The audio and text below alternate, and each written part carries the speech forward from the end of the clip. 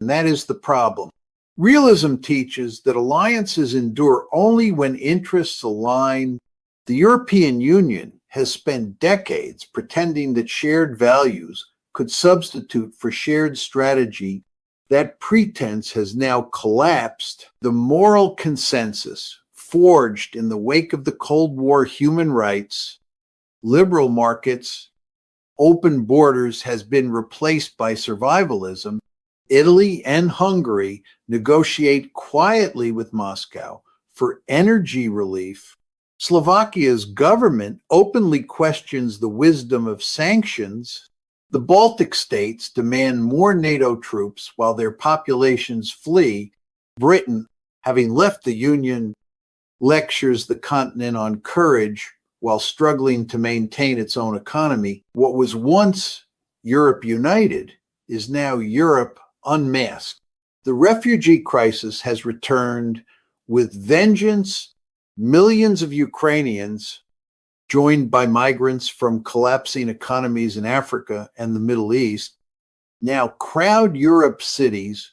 The strain on housing, labor, and identity is breaking the social compact. Populist movements, AfD in Germany, Le Pen in France, Vox in Spain, Fico in Slovakia rise, not because they offer solutions, but because they speak aloud the truths the elites deny, that Europe's liberal project cannot survive without borders, and that its moral posture abroad has bankrupted its cohesion at home. The European Commission still issues statements of unity, but they sound like relics from another age. Brussels cannot coerce its members into sacrifice. It can only plead for cooperation. Its directives are ignored, its resolutions symbolic. The continent now exists, in name, only a collection of anxious states clinging to nostalgia for a unity that never truly existed. The grand project of integration that began with coal and steel ends in gas and fear. In this chaos, Russia does not need to conquer. It merely waits. The Kremlin's greatest victory is not territorial, it is psychological. It has exposed the hollowness of Western resolve and the fragility of European identity. The war in Ukraine was supposed to defend European civilization. Instead, it revealed that Europe no longer knows what that civilization means. The West's greatest failure in the Ukraine war was not tactical, but philosophical. It mistook moral conviction for strategic competence. For 2 years, leaders in Washington, Brussels, and London convinced themselves that declarations of unity, sanctions, and aid packages could substitute for the hard realities of industrial war. They believed that history bends toward justice. That belief itself was power. It was the ultimate illusion of liberal hegemony that will and virtue could overcome geography and exhaustion. The fall of Ukraine has exposed how completely the West forgot the first rule of strategy, that sentiment cannot defeat structure. When the war began, the Western narrative was absolute. Ukraine stood for democracy, Russia for tyranny, and the outcome would reaffirm the moral order of the world. This binary satisfied the conscience of elites and simplified the complexity of reality. It produced slogans instead of a strategy. Governments declared that Russia's economy would collapse, that sanctions would isolate Moscow, that Western technology would cripple its military. But in the real world, the world of factories, logistics, and demographics, the opposite occurred. Russia reoriented its economy toward Asia, adapted its production, and outlasted the sanctioning states. The West fought a moral war in a material century. Europe, especially, built its policy on abstraction. Its leaders spoke of values-based foreign policy, a phrase that confuses moral aspiration with strategic thinking. They imagined that moral consensus could sustain political will indefinitely, but moral energy decays faster than military capacity. By 2024, European arsenals were depleted, their economies strained, and their publics disillusioned. The slogans remained, but the substance vanished. When leaders promised to defend Ukraine for as long as it takes, they were really negotiating with themselves, buying time for retreat. No empire collapses faster than one that believes its virtue exempts it from discipline. The deeper illusion was psychological. The West believed that it still set the terms of the world.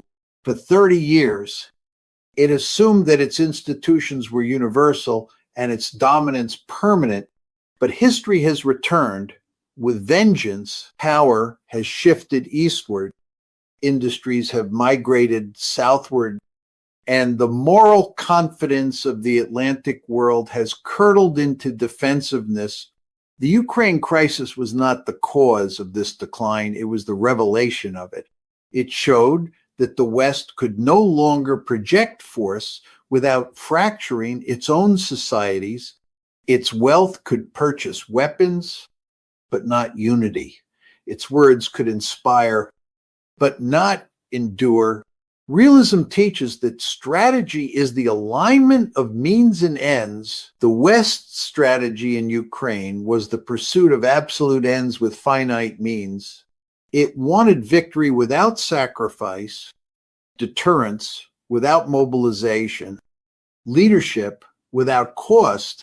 It fought a war of narrative, while Russia fought a war of attrition. When the two collided, one produced headlines, the other produced results. The tragedy is not that the West lacked courage, but that it mistook rhetoric for resolve. It is assumed that history's moral arc would guarantee success, forgetting that history bends only toward power. Now the illusion is breaking. NATO's cohesion has become conditional. The EU's unity, performative. The American public, weary of moral crusades, demands withdrawal. The European elites, unable to confront their dependence, blame one another for the inevitable. The collapse of Ukraine is therefore not an anomaly. It is the natural conclusion of a strategy built on fantasy. The West waged a war for its own self-image, and that image has been shattered. The age of moral hegemony has ended.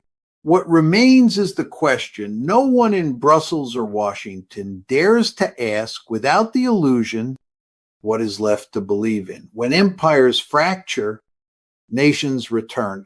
The collapse of Ukraine has accelerated a process long underway, the reawakening of national identity across a Europe that spent 3 decades denying its own borders. The European Union was built on the conviction that nationalism was the disease of history, that integration, markets, and law could replace it. But nationalism was never cured. It was merely suppressed by prosperity. When the illusion of unity broke, nations remembered what they were. The continent that once prided itself on transcending history now finds itself consumed by it. In Germany, the quiet rebellion began with exhaustion. The same middle class that once supported European integration now demands an end to the burden of endless solidarity with Brussels, with Ukraine, with migrants, with ideals that no longer deliver security. The Alternative for Deutschland surges in the polls, not because it offers vision, but because it speaks the forbidden truth that German identity, long submerged beneath guilt and bureaucracy, still exists and still demands borders. The establishment calls it extremism. In reality, it is a reaction, the instinct of a people rediscovering limits after a generation of denial. In France, the story follows the same pattern. Emmanuel Macron preaches European sovereignty, but governs a nation haunted by its own decline. Marine Le Pen, once dismissed as fringe, now commands the language of realism, protection, stability, nationhood.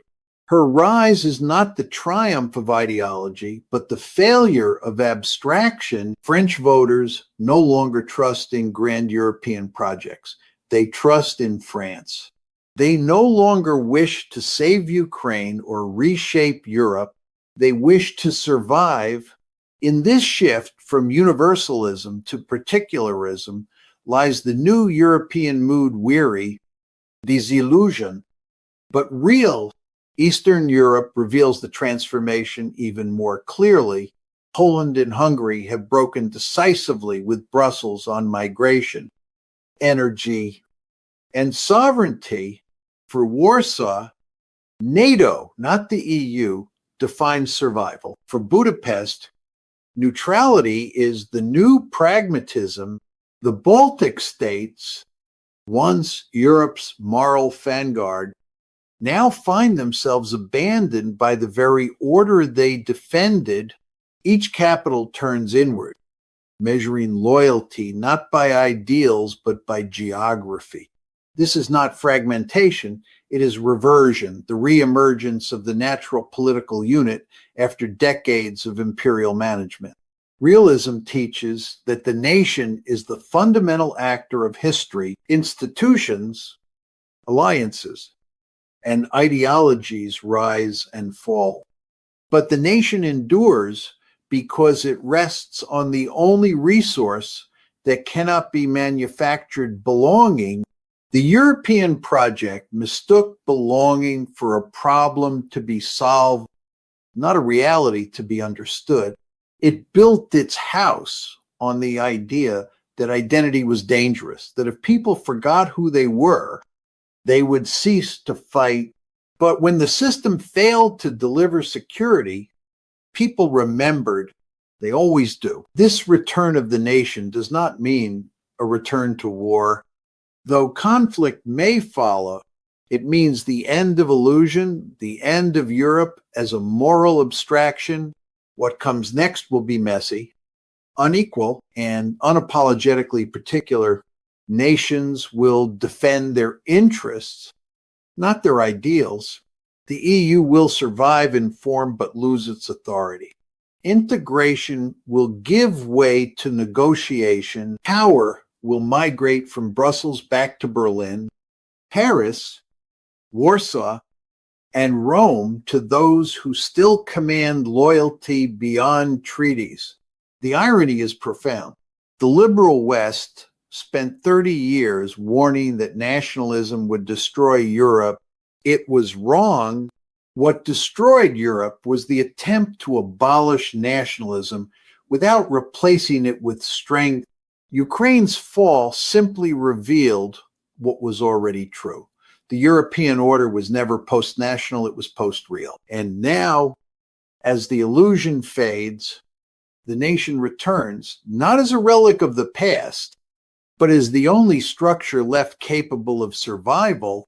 The Atlantic Alliance was born from necessity, matured through fear, and now dies from irrelevance.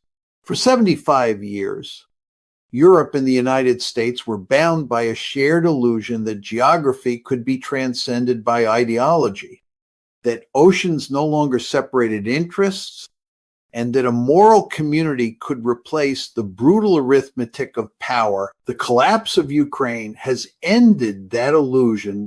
It marks not merely the failure of a war, but the disintegration of a worldview. The Atlantic Age, the era in which Washington's dominance and Europe's dependence were mutually sustaining, is over. Trump's return to the center of Western diplomacy made that truth undeniable. His confrontation with Zelensky and overtures to Putin revealed what European leaders refused to admit: America no longer sees its future anchored to the continent. Trump's message, stripped of diplomacy, was pure realism. The United States will not fight Europe's wars, pay Europe's bills, or absorb Europe's crises. The transatlantic bond that once embodied shared sacrifice has become a ledger of grievances. Pay your share. He told them, or defend yourselves. Behind the provocation lay a fact that no European could ignore. The U.S. security guarantee is now conditional, and the age of unconditional leadership has passed. Europe's response to this rupture has been confusion disguised as continuity. Macron speaks of strategic autonomy. Scholz mumbles of responsibility, and the European Union proclaims unity of purpose. Yet beneath these words lies paralysis. No state possesses the industrial base, political will, or military coherence to fill the vacuum left by America's retreat. NATO endures in form, but its essence has changed. It is no longer an alliance of equals under U.S. command. It is a market in which Washington sells protection and Europe purchases reassurance. The Atlantic has reverted from being the foundation of order to the boundary of divergence. Realism teaches that alliances persist only when the distribution of burdens is matched by the distribution of benefits. For decades, the Atlantic Compact violated that rule. Europe outsourced defense to America while investing in moral capital. It built welfare states under the shield of the U.S. military, condemned American wars while relying on American deterrence, and imagined that virtue could substitute for power. That bargain worked as long as Washington needed Europe as a platform against the Soviet Union. But the world has changed. The United States now sees its future contested not in Berlin or Warsaw, but in Beijing and Taipei. The center of gravity has shifted to the Indo-Pacific. The Atlantic is now a nostalgic sea. The collapse of Ukraine crystallized this divergence. For Americans, it was a strategic distraction. For Europeans, an existential crisis. For Trump, the war's failure confirmed what he had always believed, that European security is Europe's problem. For Europe, it revealed that without American logistics, intelligence, and money, it has no strategic agency. The Atlantic age depended on faith that the two sides of the ocean shared a destiny. That faith has dissolved into accounting. The most telling symbol of this end is cultural, not military. Americans now speak of the West as an idea. Europeans speak of it as a memory. Washington's foreign policy debates revolve around deterrence in Asia, not democracy in Europe. The moral vocabulary of the Cold War freedom, unity, civilization has been replaced by the transactional language of trade, technology, and tariffs. The alliance that once defended values now negotiates terms. The end of the Atlantic age does not mean immediate collapse. It means irrelevance, an alliance that still meets, still signs communiques, still celebrates anniversaries, but no longer determines history. Europe, realizing too late that it cannot replace American power, will drift into strategic adolescence, too proud to follow, too weak to lead. America, liberated from its Atlantic burden, will discover that dominance in Asia requires a clarity it has not yet regained. The West, as a coherent project, will cease to exist, replaced by fragments of what once was. Empires do not end with defeat. They end when their geography reclaims them. The ocean that once united the West now divides it again. The Atlantic age is over, and the nations on either shore must finally learn to live by their own strength or perish, believing someone else will save them. Every age ends with an illusion, and the illusion that sustained the Atlantic world was that history could be managed, that through treaties, markets, and values, the chaos of power could be civilized. The wreckage of Ukraine has stripped that belief bare. The alliance that once defeated fascism and contained communism now collapses under its own complacency. Europe thought America's commitment eternal. America thought Europe's obedience automatic. Both were wrong. The collapse of Ukraine is not merely a regional failure, it is the obituary of an order that mistook habit for strategy and sentiment for strength. The first lesson is that alliances are living things, not sacred covenants. They endure only while they serve the interests of those who sustain them. NATO once embodied such alignment, a fearful Europe, a confident America, and a common adversary. That equilibrium died with the Soviet Union. What replaced it was inertia dressed as principle. Washington expanded NATO not because it needed to, but because it could. Brussels accepted expansion not because it was ready, but because it was afraid to say no. When Russia pushed back, the West discovered that it had enlarged its commitments without enlarging its power. The tragedy was not that the alliance provoked Moscow, but that it deceived itself about what it could deter. The second lesson is that moral rhetoric cannot substitute for strategic realism. The West turned the defense of Ukraine into a crusade not to preserve balance, but to preserve identity. It needed an enemy to remember who it was. But moral wars end as moral failures when the will to endure evaporates. Europe's leaders condemned aggression but refused mobilization. America promised unity but prepared withdrawal. The alliance fought for symbols, not survival, and symbols do not hold ground. Realism's lesson is cruel but immutable when power and principle diverge.